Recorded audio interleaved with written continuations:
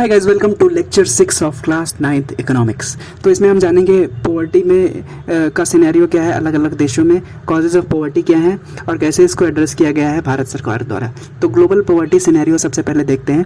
तो अलग अलग देश में अलग अलग तरह की पॉवर्टी लेवल है। Okay, so there are vast regional differences in a country, also there are interstate differences. Okay, so poverty decline substantially in China and South East Asia. तो साउथ एशिया में और चाइना में poverty reduce हुई है कुछ सालों में। अभी हम पिछले सालों में देख रहे हैं क्यों हुई है, क्योंकि वहाँ पे इकोनॉमिक ग्रोथ हुआ है, massive investment in human resource development. मतलब किसी भी देश में अगर आप एजुकेशन में इन्वेस्ट करेंगे, हेल्थ में इन्वेस्ट करेंगे, तो वहाँ के लोग स्किल में इन्वेस्ट करेंगे, तो वहाँ के लोग अच्छा पढ़ेंगे, अच्छे हेल्दी रहेंगे, तो अच्छा काम करेंगे और देश में ग्रोथ आएगा। तो इकोनॉमिक ग्रोथ जब आएगा तो खुशहाली आएगी, तो पॉवर्टी, गरीबी अपने आप दूर होगी। Okay, so still poverty exist to a great extent in countries like Pakistan, India, Nepal, Bangladesh, Bhutan. तो इन देशों में भी अभी भी बहुत तरीके से पॉवर्टी है। मतलब यहाँ पे अच्छे से भी काम नहीं हुआ ह्यूमन रिसोर्स डेवलपमेंट में, या फिर देखा जाए इन्वेस्टमेंट इन ह्यूमन कैपिटल, या फिर उनके स्किल डेवलपमेंट में अच्छे से काम नहीं हुआ। इस वजह से अभी पॉवर्टी का लेवल अच्छा नहीं है इन देशों में। ओके, कुछ लेवल पे सरकार ने कोशिश की है लेकिन उतने अच्छे से नहीं हो पाया। ओके,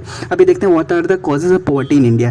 तो हिस्टोरिकल पर्सपेक्टिव अगर हम देखेंगे तो अंग्रेज़ों के ज़माने से भी लो इकोनॉमिक डेवलपमेंट था, क्योंकि उन्होंने क्या किया, उन्होंने चाहा कि इंडिया की जो इंडस्ट्रीज़ हैं, स्मॉल स्केल इंडस्ट्रीज़, जो इंडिया में जो काम करते हैं, जो चीज़ें मैन्युफैक्चर करते हैं, वो बंद हो जाएं। मतलब वो ब्रिटिशर्स चाहते थे कि इंडिया केवल रॉ मटेरियल का सप्लायर बने और ब्रिटेन में वो सब रॉ मटेरियल्स जाएँ और वहाँ से बन करके आएँ और यहाँ पे तिगुने चौगुने दाम में बिकें, ताकि इंडिया की इंडस्ट्रीज़ भी ख़राब हों और यहाँ के लोग भी तबाह हों। ओके, और उनको मुनाफा से मुनाफा बहुत ज़्यादा हो। ओके, तो ये हिस्टोरिकल पर्सपेक्टिव है कि low level of economic development था and British colonial administration ruined the traditional handicraft and discourage the development of industries. मतलब जो कॉटेज इंडस्ट्रीज़ थी उसको भी उन्होंने प्रमोट नहीं किया। और राजा महाराजों के टाइम पे जो ये होते थे ना कि पैट्रोनाइज करते थे हैंडीक्राफ्ट्स को, आर्टिसंस को, रूरल आर्टिसंस को, जो काम करते थे, स्कल्प्टर्स थे, नक्काशी करते थे, इन लोगों को पैट्रोनाइज किया जाता है पुराने ज़माने में जो राजा महाराजा थे। लेकिन ब्रिटिशर्स के टाइम में आकर के ये सब खत्म हो गया। तो इस वजह से भी ये सब जो लोग थे ना, जो इस तरह के काम करते थे, वो लोग भी तबाह हो गए, उनका काम ठप हो गया।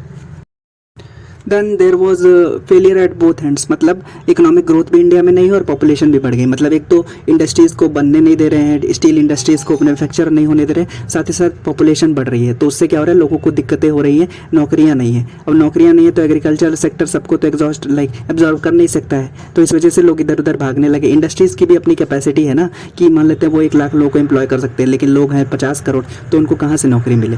साथ ही साथ अनइक्वल डिस्ट्रीब्यूशन ऑफ लैंड था। मतलब कुछ लोग के पास अगर दादा परदादा के पास ज़मीन थी तो उनके बच्चों के पास भी थी, तो इस वजह से भी ह्यूज इनकम इनइक्वालिटी थी। कुछ लोग के पास बहुत ज़्यादा ज़मीन थी, कुछ लोग के पास बहुत कम ज़मीन थी।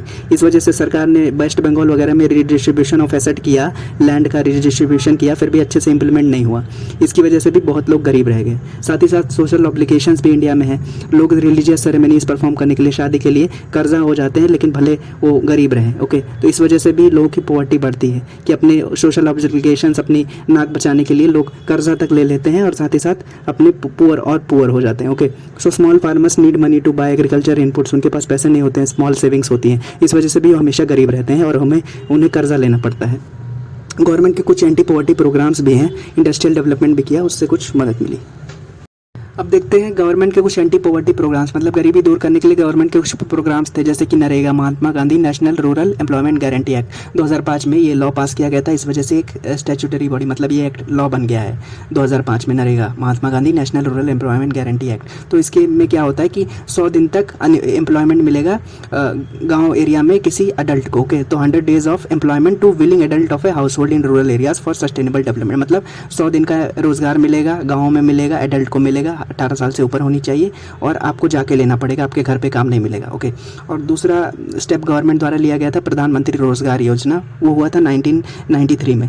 तो इसमें क्या हुआ कि सेल्फ एम्प्लॉयमेंट अपॉर्चुनिटीज़ देने के लिए रूरल में, जो गाँव एरिया में जो अनएम्प्लॉयड जो यूथ है ना, उनको काम देने के लिए गाँव में प्रधानमंत्री रोजगार योजना लाई गई, जिसकी वजह से स्मॉल बिजनेस यूनिट उन्हें सेट करने में मदद की गई।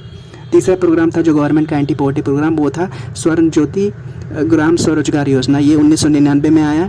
इससे सरकार ने क्या किया कि मदद किया लोगों को कि 15-20 लोगों का ग्रुप बना पाएँ, सेल्फ हेल्प ग्रुप बना पाएँ, ताकि उन्हें बैंक क्रेडिट मिल सके, वो अपना कुछ छोटा मोटा काम कर सके। एक और था 2012 में जो आया था प्रोग्राम, वो था प्रधानमंत्री ग्रामोदय योजना, जिसमें एडिशनल असिस्टेंस मिली थी सेंट्रल गवर्नमेंट से स्टेट गवर्नमेंट को, ताकि वो अपना हेल्थ एजुकेशन सेक्टर को इम्प्रूव कर पाएँ, रूरल ड्रिंकिंग वाटर सैनिटेशन को, इलेक्ट्रिफिकेशन को इम्प्रूव कर पाएँ। ओके। पांचवा जो एंटी पॉवर्टी प्रोग्राम था वो अंत्योदय अन्न योजना, जहाँ पे स्पेसिफिकली एल्डरली पॉपुलेशन पे फोकस किया गया कि ताकि बुजुर्ग लोग भूखे ना रहें, उनको ज़्यादा से ज़्यादा अन्न मिल सके। ओके। अभी जानते हैं कि एंटी पॉवर्टी प्रोग्राम सरकार इंप्लीमेंट तो करना चाहती थी, लेकिन उसके अंदर कुछ चैलेंजेस आए। जैसे कि गवर्नमेंट के इंटेंशंस तो अच्छे थे, लेकिन प्रॉपर तरीके से इंप्लीमेंट नहीं हो पाया। जैसे बंगाल वगैरह में अच्छे से लैंड रिफॉर्म्स नहीं इंप्लीमेंट हो पाए, इसकी वजह से बहुत सारे लोग लाइक इनकम इक्वालिटी देखने को मिली, राइट टारगेटिंग नहीं हो पाई, बहुत सारी स्कीम्स की ओवरलैपिंग होती है ना, कि एक स्कीम 2-3 स्कीम में एक ही चीज़ आती है, जैसे एजुकेशन 2-3 स्कीम में आ रही है, तो गवर्नमेंट डिपार्टमेंट में भी लोग बोलते हैं ना ये आपका काम है, ये आपका काम है, इसकी वजह से भी डिज़ायर्ड रिजल्ट्स नहीं मिल पाए। साथ ही साथ गांव जो गरीबी की सिचुएशन है गांव में अलग है और शहरों में अलग है, और साथ ही साथ अलग अलग स्टेट्स में अलग अलग सिचुएशन है गरीबी की, तो इससे भी सरकार को पता नहीं लग जाता ना सेंट्रल गवर्नमेंट को कि कहाँ पे पोजीशन कैसी है, अच्छी मॉनिटरिंग नहीं हो पाती। साथ ही साथ हमें पॉवर्टी तो रिड्यूस करनी है, लेकिन उससे भी बड़े बड़े चैलेंजेस हैं, जैसे कि हेल्थ केयर अच्छा नहीं है, एजुकेशन अच्छा नहीं है, जॉब सिक्योरिटी नहीं है।